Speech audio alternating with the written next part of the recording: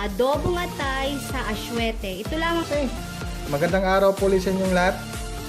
So ngayon is nandito na naman kami mag-asawa. Magluluto kami ngayon na adobong atay. Adobong atay sa asuete. So ito yung aming menu ngayong araw.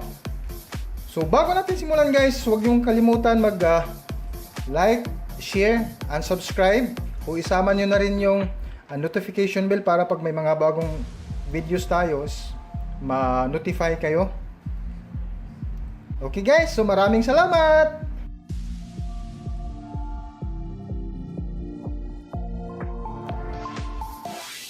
So at ngayon guys, nandito ang ating mga ingredients para sa lulutuin nating adobong atay sa asuete. Pangunahing sangkap natin ay atay. Meron akong asuete water. Tapos soy sauce, vinegar, garlic, konting ginger lang, tapos ground black pepper, onion, water, sugar, salt, and oil.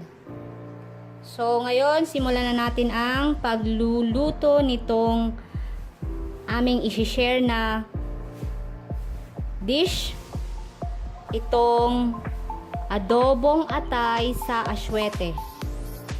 Simulan na natin. So ito pala muna ang una natin gagawin guys. Ibabad muna natin itong atay natin sa ng toyo, soy sauce.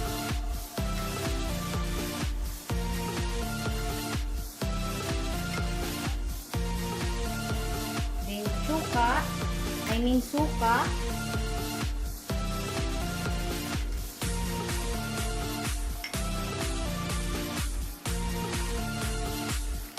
Tapos, lagyan din natin ng ground black pepper.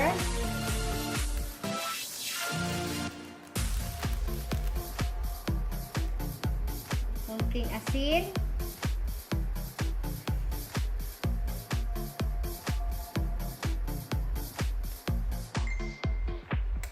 Babad muna natin to siya ng mga about 30 minutes lang.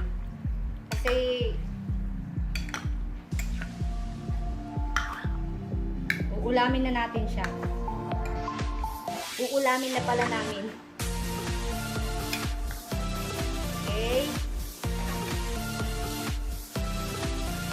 Kaya muna natin siya ng 30 minutes marination. Mag-start na tayo mag-isa,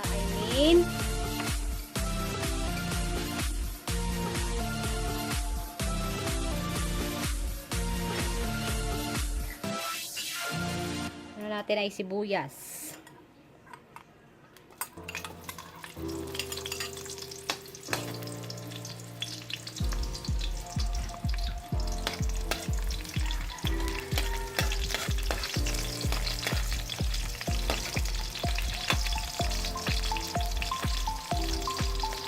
Ay yung luya.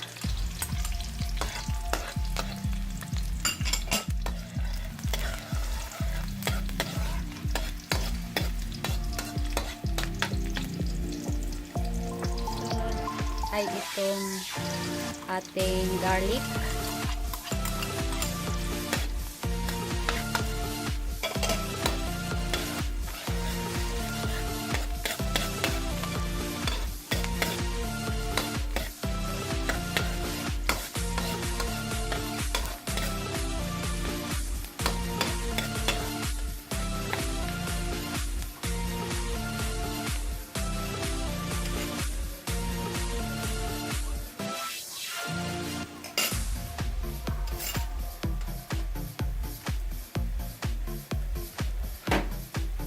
susunod na natin ay itong ating atay.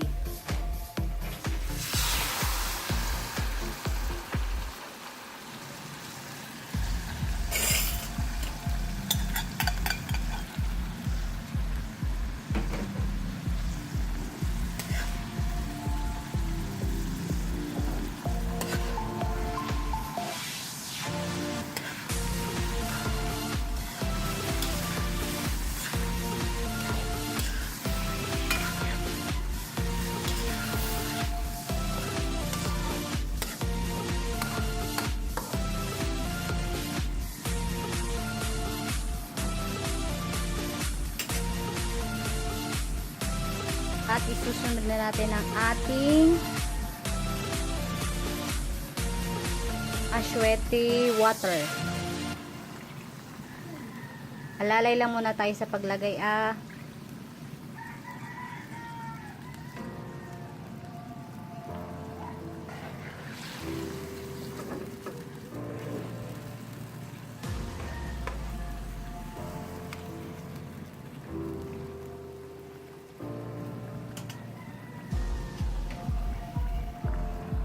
At lagyan na rin natin ng salt,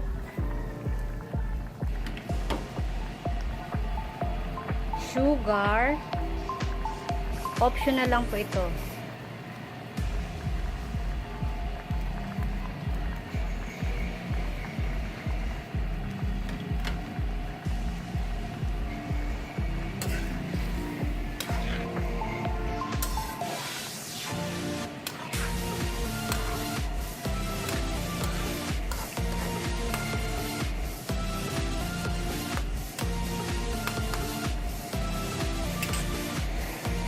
At takpan lang muna natin, hayaan muna natin siyang lutuin hanggang mga 2 minutes.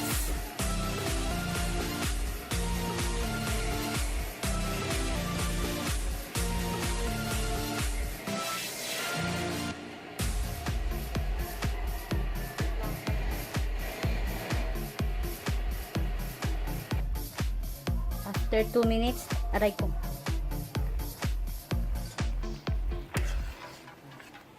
Haluin ulit natin siya.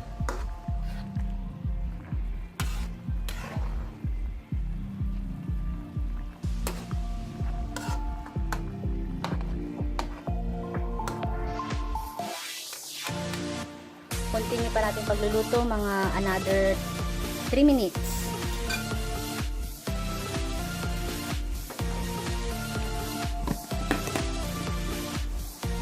So guys, tignan natin.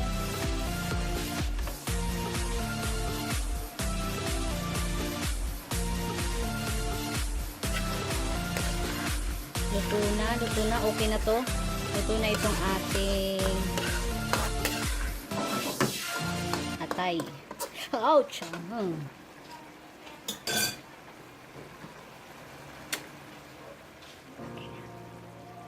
Guys, luto na ang ginawa kong adobong atay sa asuete. Ito lamang naman ay version namin. Sana magustuhan nyo guys. Masarap naman siya kung kumakain kayo ng atay. Thank you for watching! Yum, yum, yum! Kainan na!